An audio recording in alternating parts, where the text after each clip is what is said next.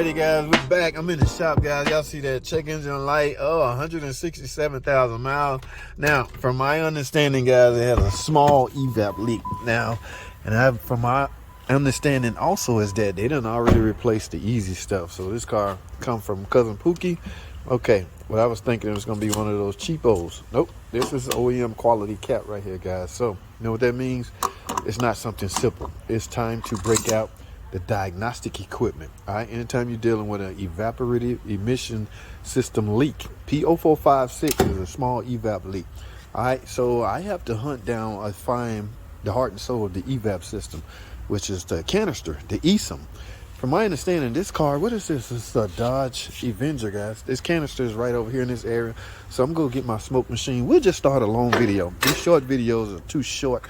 All right, so I'm gonna let this car in the air. I'm gonna go get my smoke machine. We're gonna figure out why this car in. All right, stay tuned.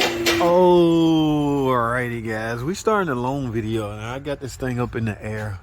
This is this Avenger with the P0456. Yep, just as I suspected. The ESM lives right here. That is simply because the canister lives right here. The ESM is pretty much always attached to the vapor canister. Now, guys, some of you guys think too hard, and I must admit I was the same way. Finding EVAP leak is pretty fairly simple if you think about it. Think about this for a second, right? You're looking for any kind of vapors that may escape the fuel system, right? That's the part that they don't want. Okay, they don't want vapors, fuel vapors escaping out into the atmosphere. So that's why the ESM, or that's why the evaporative system exists. For that reason, they don't want the vapors out. Now those vapors will be stored. This is a charcoal canister, guys. So I don't want to get into. I don't have much time, so I don't want to get too in depth with this. But here's what I'm about to do. Let me show you what I'm about to do. See this smoke machine, my favorite. All right, portable, can go with me anywhere I want to go. Anywhere I want it to go. This is my homemade testing line. All I need this for is to connect to the actual ESM. All right, my testing is done at the ESM. Some people test in different spots. That's okay. The goal remains the same. You're trying to fill the evaporator system up so you can pinpoint where the leak is coming from. Now, some guys do it at the fuel cap area. Some guys do it at the Schrader valve under the hood. I like to go to the heart and soul, guys. You can't get the source is right here. This is the main source. If you testing right here, you testing the whole system. And think about it for a second, guys. You can remove this hose. It's just a vapor or vent tube. Think about it for a second. What I mean by stop thinking so hard. A lot of guys think so hard. The evaporator system looking for leaks is easy. I'm about to put my hose right here. Okay, and I'm going to pressurize the system, and I'm going to watch and see if pressure drops. If pressure drops, that indicate a leak. Now, here's how you can simply isolate the system, guys. There's only two holes leaving this canister, right? One's going to the fuel tank, and one's going all the way up front where the purge live. Okay, that's the complete evaporator system. The tank line goes, it will cover things like the gas nozzle, the fuel nozzle, as well as the tank. Yes, chances of fuel vapors escaping that area is great. Okay, so you want to test that as well. So if you put your hose right here and do pressurize the system through here, you only got two forms of escape. Like I say, one going to the fuel tank and one going up to the purge. Now, quite frankly, you can isolate this system. Just say if you got a leak. I don't want to. Okay, let's do it like this. Let's do it like this. First, let me get set up. Let me hook this up. All right, this is my hose. Like I say, everybody different. This is the way JT the car guy do it. That's what I'm doing on my tests. And of course, my EVAP, this line right here from the machine, gonna go into here. Now from there, like I say, I'm gonna turn this thing on, and we're gonna proceed to pressurize this system. Let's do this. All right, remember, you gotta have a 12-volt supply battery. I got a battery hooked up, and you gotta have an air line. Let's push this button. What we're looking at is the needle. First, let's push it. It is now pressurized in the system. Did you see this needle go all the way up? That needle go all the way down and hit the bottom. That simulates no leak. Now let's test this system and make sure my connection is right. I'm going to create a no leak. I'm going to create a restriction in the system to see if my ball drops. Y'all see that? So yes, It dropped all the way to the bottom. So my system is working. My system is doing its job. Now at this point, I'm essentially filling the evaporator system up with this steam, pressure, smoke. It does it both, air pressure as well as will produce some type of visible steam in the event that there's a leak. Now a lot of people are against that. Well, I heard some guys in the comment section crying about it's going to create moisture and you're going to cause more problems. I haven't personally had any problems using this, and I'm not about to stop using it.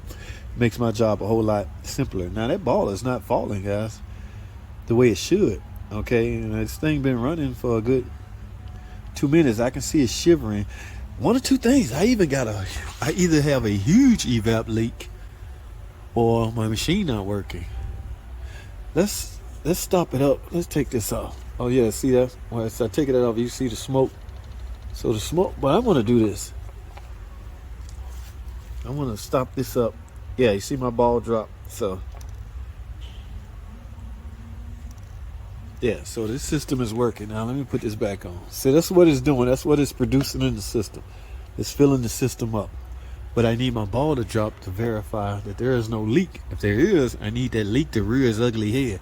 And I need to get rid of all this because this can mislead you into thinking you don't have a leak.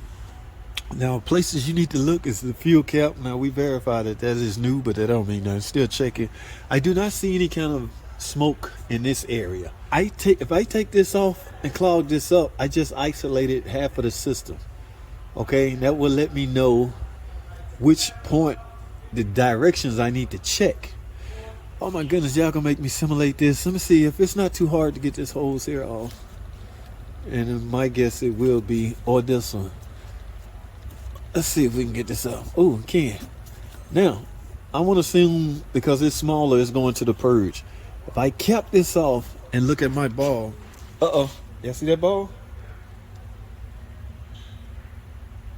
Do y'all see that ball? It's dropping, guys. You know what that means? Yeah, it's gonna drop all the way to the bottom. Do y'all know what that means? Remember, my finger is covering the connection that goes to the purge.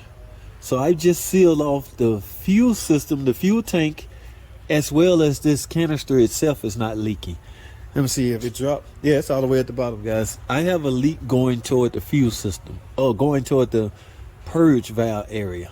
All right, so what I'm gonna do is plug this up. Now, just hypothetically, if I had took this off, the same way, all you doing is isolating, cutting the system in half. That makes diagnostic quicker. That's why I say a lot of you guys think too hard, guys. It's not as complicated as y'all think. I'm gonna leave this up because I just hooked this up. I need to see if I can see visible smoke at the purge valve area. So let me let the car down and leave this running.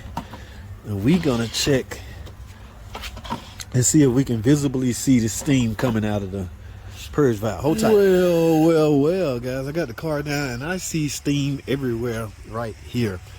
Where is my purge valve living at? My purge valve is right down here. Oh, y'all might can't see it. I can feel it. Let me take it off of its hinge. Oh, yeah, y'all see all this smoke? All right, I can smell it. You guys can't smell it, but I can smell it. I see it. I see it. Let me see. Let me take y'all dumpster diving again.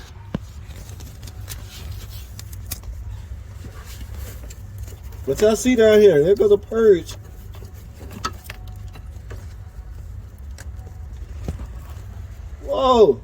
Whoa, right there. Look at that big old hole. I found it. Yes. All right, guys.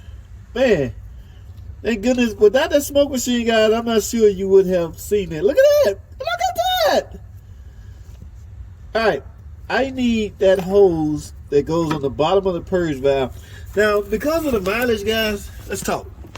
Because of the mileage, I'm going to get the complete purge valve as well as the hose.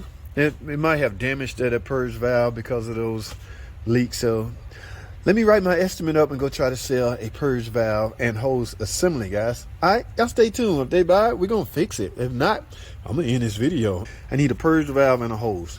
Let me go try to sell that first. We'll talk some more. Stay tuned. Well, look what we have here, guys. Y'all see that big old MO part? more, baby. We don't do Derman purge valves over here, guys. I got the purge valve. Here's the hose that was producing the leak. Actually, they gave me the complete purge valve system. That's the way Mopar supply, guys. Don't shoot the messenger. This is the one I need, though. The one coming on the bottom, the one attached to the bottom of the purge valve. This hose right here. So yes, that should, I think that hole in that line was right here. All right. So let's get this off, man. This is no big deal replacing this, guys. Once I replace this and redo the smoke test and verify that my leak is gone, I'm done. Right? Right. Let's get this off, man. I still got a little bit more time. Hold tight. Alrighty, guys. I got it unhooked, and voila. Come on out of that, baby. Yes, here we go. Now let's analyze the situation. Ding, ding, ding, ding, ding, ding. Now, how did that happen? Did that rub on something? Yeah, it looked like it rubs on something. So here's what you need to keep in mind, guys, when you replacing this. All right, as far as the new one go, just make sure you route it not the same way. Well, it only route one way. You see how it flips? Just make sure it's not rubbing on nothing, guys. That's a way to prevent this. Okay, now again, like if you hitting or hurting for cash, just replace the hose. But when you're dealing with customer cars, you need a little level of insurance. There is a small chance that this leak could have possibly damaged the internals of this purge valve, and some things we just can't take a chance with on customer vehicles.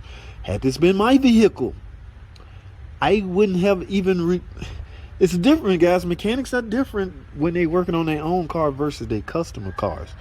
I would have cut that right there and use a piece of hose to seal that off.